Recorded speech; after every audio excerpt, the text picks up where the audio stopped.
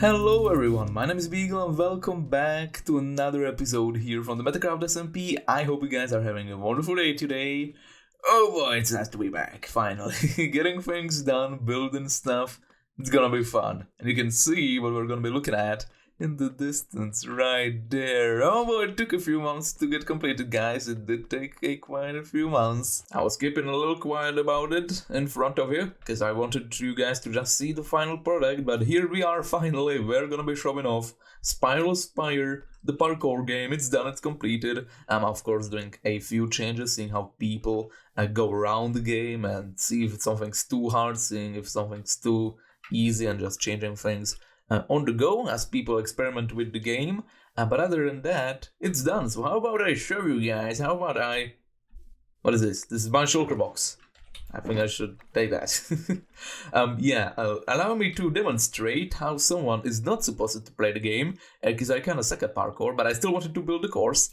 So allow me to show you. Here's the book. If you want to pause it, feel free and read it. A little bit of information before we begin. I genuinely thought Spiral spelled with a Y instead of an I. And I figured that out just when I started building the last level here, and I was like, man, I don't want to rename all the things that I already made. Guess it's just gonna be a Spyre with a Y, so that's why that grammatical error is there. I mean, that's kind of how I made my actual Minecraft name anyway, so it's not too bad.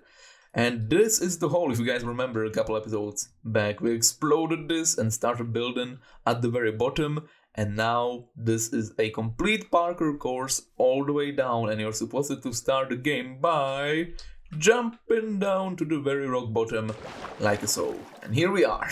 So you guys probably remember this. I believe I already showed off this level down here.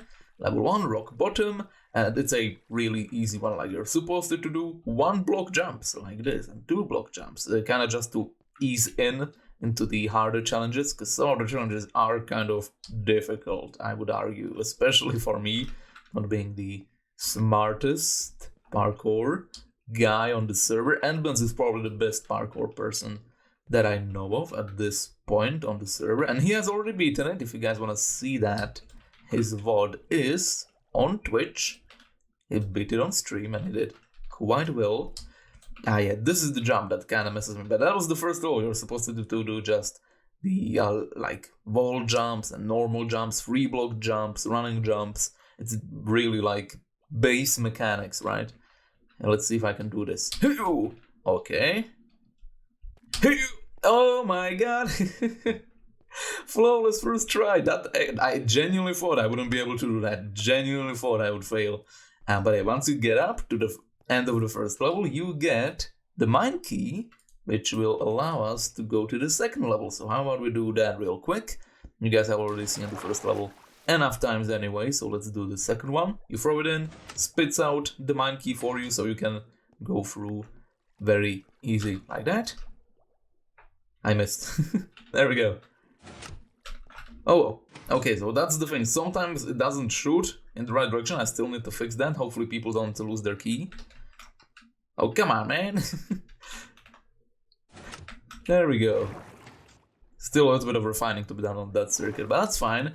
And that was the level 1, rock bottom, and this is level 2, back on track. I don't think I showed this to you guys at all, so we're gonna go one by one. And we have a neo jump over here. And the way you do these, you kind of have to curve around the log in the middle, like this. Dang it. These are actually really easy. I don't know why I'm failing on this one. Oh, come on, man. Okay, guys, let me get into the parkour mode. There we go. Okay, so that's how we do it.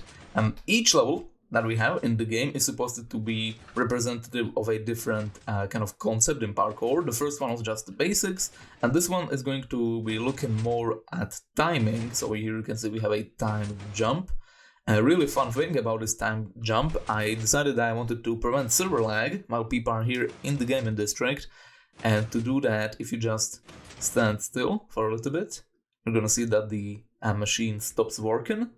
And when you start moving again, when it detects a player here, it starts going again. We have a little bit of a sensor over here to see if people are moving. There's one over there as well, I think, unless I forgot to build it.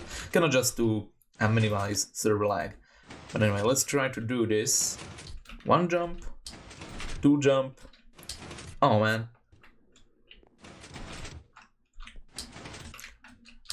There we go. Nice, nice. This part is actually kind of fun still. This part here definitely needs some adjusting. It's very difficult. I did make it easier because it is cheatable, which I'm going to show in a little bit. But the way you're supposed to do it, you're supposed to go here, then here. Ah, dang it.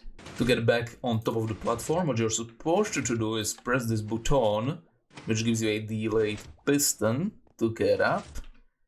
Okay, now let's try to get to the end of this again. Hey-yo! There we go. Hey-yo! There we go. One more.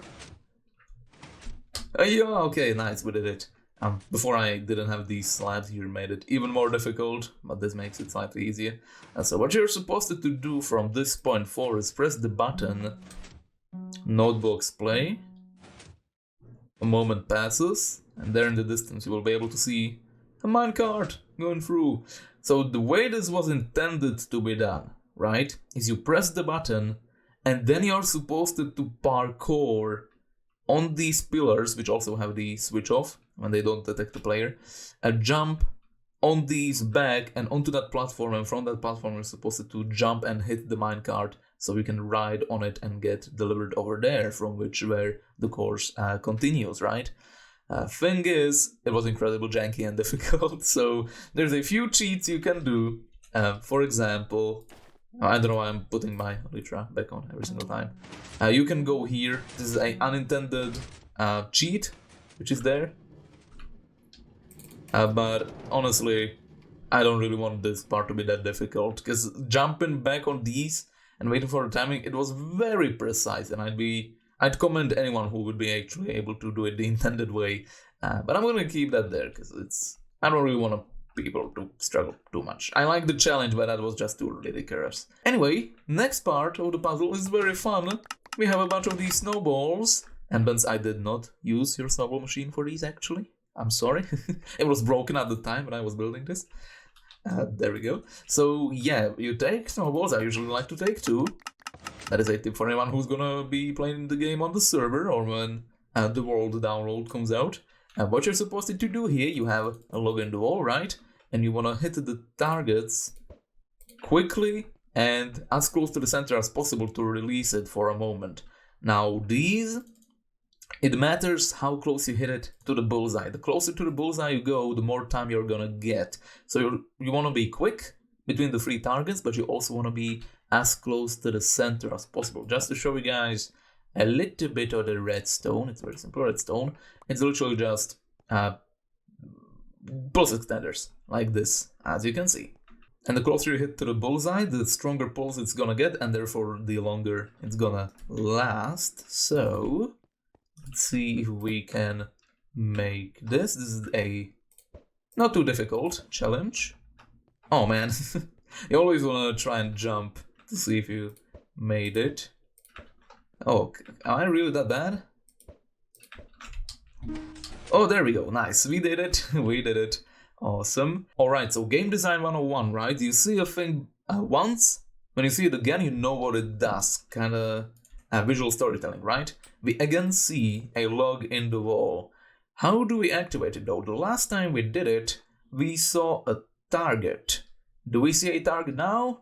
We really don't, right? So what do? Some people might jump down here and just mess around. They figure out that there isn't really anything here. The idea is to go down onto this platform. After a little bit of searching, you can do it via the staircase. This can be also the first spot you go after you finish this little puzzle. Like this. And when you look around here, you will see that there is a target block down there. And you can use the same snowballs to also interact with this one. I know Nben's had a lot of trouble finding this one. Poor guy, maybe I should have made it a little bit more obvious. But you also see it while you are going through the earlier parts of the level. Like when you're here and you look around, you will probably notice the target block over there, so you will know that it is there for future. And once you finish this jump, you end up over here where you have the exit. This is the way to get out, but we also have one more jump over here, which we actually need to complete if you wanna actually escape the level. So one last Neo jump to end it all, kind of to see if you actually remembered how to do it consistently. And then you have level 2 complete. You get the Spire Grounds key for Spiral Spyre. Nice, did the jump. If you do fail the jump, you have to restart from the snowball part again, or it is possible to do this jump. Oh man. And with that done, you put the key over here. Again, visual storytelling, smooth stone represents places to put keys into, right? So whenever you see a smooth stone slab, that's where you want to put your keys. We always use that specific block for that purpose. This is where the key gets spitted out, and this is what actually is blocking our pathway going forward. So here, this is the exit. This is how you get out of the game if you give up using the tunnels below. There's one tunnel at the very bottom which spits you out here. But if you complete a level 2 and you have the Spire Grounds key, you can also do level 3, High Aspirations. Or if you choose, you can also exit like this, with a nice view of the volcano right here. And once you exit out of the hole, it's right at the back of the entire thing, like this. That's where the exit is. So in level 1 we focused on the basics, in level 2 we focused on timing puzzles, trying to be precise. Level 3 is all about, in the book I call it speed, it's more about drip leaves. I wanted to experiment with drip leaves, and this is what came out, so I'm gonna show you. You wanna be quick on the pace, jumping around like so. Oh dang it. There's still a few things that I need to change, like I don't want this jump to be as difficult as it is. I know Elvis beat it, but it was super difficult because there were like blocks here. It was almost impossible for me to do, but I managed to do it with blocks like this. I'm gonna remove them because I don't want it to be that difficult. So let's try again. Also, without an elytra, it's way easier because you don't accidentally start falling every once in a while. There we go. Hiya! There we go, awesome. So that's how we get up here. So what do we do here? We see a little bit of a platform over there, and not much going on there. We also see a button with an old block right there. So let's see if we can get to it. There's also a little bit of a cliff face. I almost forgot. I want to put a sign here. This is for giving up. There's a lot of these like doorways and pathways just for people to be able to jump down and then go up the water elevator if they want to give up. I just need to put a sign there so it's more explanatory, because I know people can just go there and think that's how you're supposed to progress. It isn't, guys. It's just visual and give it up. Okay, jump at the top. And now we press the button. And we hear notebooks. Interesting. Now the directional audio is kind of ruining what I wanted to do here. You're supposed to follow the note blocks as they progress, but there isn't that much sound. Like, it isn't really easy to follow, is it? It kind of sounds like it's happening in the same place, which kind of sucks. It's kind of sad. But what you're supposed to do, if you're experimenting, you should be able to see that the door over there opens for a moment and then closes, and that's where the progress section of the game is. That's where you're trying to get to. So let's see if we can get there in time. This is all about being fast and being speedy. I like to wait for the drip leaves to come back, and then whoop, whoop. Oh, come on, I missed this jump. This one's really difficult. This is probably the hardest part of the entire game, like, overall. And also, if you fail, you have to do this first section again, which is slightly annoying. I say, the designer of the game, absolutely being aware that it is annoying, yet I still chose to have it this way. Oh man, who made that jump? Absolutely unbelievable. Oh man, that's a really key jump onto that drip leaf there.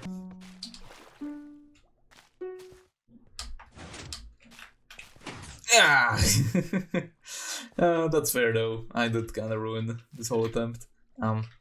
Also, before, we didn't have this block and we didn't have that block. You had to jump from there to there and from there to here, and it was too rough. It was too difficult. Couldn't have it that way. No way anyone's gonna have fun beating that. Okay. And we're in. Awesome. Very nice, very nice. So that's where it spits you out. Once you figure out that you can do that jump from the tallest drip leaf to the lowest at the very first water section, it gets much easier after that. Anyway, now for the easiest part of the entire game, and the most fun one probably. We have a billion drip leaves and this water area in here. Also, I almost forgot to mention this beautiful outside of the game is not made by me. It's made by ApollionX. Link in the description if you want to check him out. He offered to help to speed up building the game, and he did. And it looks freaking gorgeous. Like, look at this. We've got waterfalls. We've got everything. Anyway, that's a tangent. Let me show you guys the rest of the game. Okay, let's go. So this is what you're supposed to do. You want to find a route among this maze of drip leaf leaves. It's really easy. I feel anyway. I never fail to do it, but it's very fun to do. Like, look at that. Maybe I should add more drip leaves, kind of just to make it slightly more confusing. But still, it's very fun. It's a fun little section just to go high up, find your route, and then over here. I would love to make a parkour course just like this, like, 'cause that is awesome. I love it. Anyhow, let's sleep and let's see the very last leg of our journey here. This was a very last minute addition that you can see over there. I really wanted to put a tower in my Spiral Spyre game because it's kind of the name, right? You want to reach the spire at the top. So here's the idea, right? You're supposed to climb up this section, and this kind of abandons the idea of doing it like speed-like and all that. This is more about that final stretch of the goal, right? So let's see if we can make it first try here. Lots of trapdoor jumps where you're supposed to elevate yourself by flipping them up and down to allow you to progress. This one's a little weird because there's a fence above you, which is intended. There we go. Jump up, clear above our head. Hup. Nice, we did it. And then you reach the top and no, the spire's door opens from someplace else. Absolutely ruined. Unbelievable, what horrible game design. We have to backtrack in our game. Indeed we do. So let's go down. There we go. What you're supposed to do, if you're observant, you're gonna notice this right away. There's a sign on the door there. And if you go here, you see that there's a door control. So to open the door, we have to complete this first. It's really hard to see in the darkness there. So let's see if we can find out what to do. I can already know what to do, so you know it's not fair. There we go, and there's a button there, and you press it, and that's what unlocks the door. So now we just need to redo this whole thing, which I'm not gonna show you guys because I don't wanna waste that much of your time. There we go, and yeah, once you reach up, you see that it is open, and once you press the pressure plate closest behind you, it's a RS Nor latch which controls it. This is the last stretch, the actual spire, finally. So this is kind of just close quarters jumping, similar to the poles that we just climbed up to actually reach the tower. Also combined with a little bit of trapdoor action. Oop. Oh man, you can also skip the entire thing by just using the trapdoor like this. You don't want to prop this one up, you want to keep it down actually, like this. There we go. Same for this one. And then just jump up here, minecart again, shift, and you are out on this platform. And then this part is the very final test, and it's kind of difficult. I have a lot of trouble doing it anyway. And that is this ladder jump. Luckily, I decided not to punish anyone to actually like fall all the way down. All of these ladders are above this platform, so that's kind of like a checkpoint. And it's a very tight jump, if you can make it. Oh, there we go. And then once again, you need to do it twice in a row before you can beat the game. Okay, now there's a dilemma. If you jump here to this open window, that leads nowhere and you have to redo the whole thing again. What you want to do is look at this direction and this trapdoor. There we go. Now prop it up and there we go. We did it. We actually beat the game. And congratulations, you win, take a token, then a plunge, GG, and one of the Nautilus shells was taken by endbands. I'm gonna leave all of these here. These are just for, proof of concept, bragging rights, if you want to take these. Also, it's spiral shells, which I thought was clever. And that is the game done. And what your reward is, the main reward, is being able to jump all the way down like this. And that is the parkour game that I've been working on for a couple months. How do you guys like it? I hope it's cool. I hope it's enjoyable, especially by my server mates who are gonna be playing on it, to anyone who is considering actually playing through it. Well, I hope you guys enjoyed the tutorial slash walkthrough slash showcase slash guide or whatever that was that we just did for the Spiral Spyre. We're gonna do one last thing to end of the episode, something I wanted to do for a while, and I was already flying this way and I noticed there's a little bit of a thing right here, and just from what I've seen from the back, this appears to be indeed. Let me see. Yes, there is. Oh, I need to catch up with MetalJack's and Apollion's videos, because there's some crazy stuff happening with them. Why is there flying Apollion on my porch? I don't know, but there is. And I don't think I mentioned this before, but Apollion actually lives quite close to us. Like, that's the birch forest right outside our base. And this is his base right here, which looks absolutely majestic, by the way. So the place we are going to, I'm not exaggerating when I say that I've known about it for years at this point, and I always wanted to contribute. I just couldn't find a good spot to put it in a video. But now I'm finally gonna have it, and there it is. That is True 00. And apparently, if I can find it, there's also a sign around here somewhere. There it is, down there. Let's see. Welcome to 00. Please build on to this if found Zentra. 1, 2, 3, 4, 5, 6, 7, 8. 1, 2, 3, 4, 5, 6, 7, 8, 9. Okay, so. Oh wait, that is Alpha Mike's drowned farm, I believe. But yeah, I guess we could contribute a little bit of a thing to this pole totem thingamajig.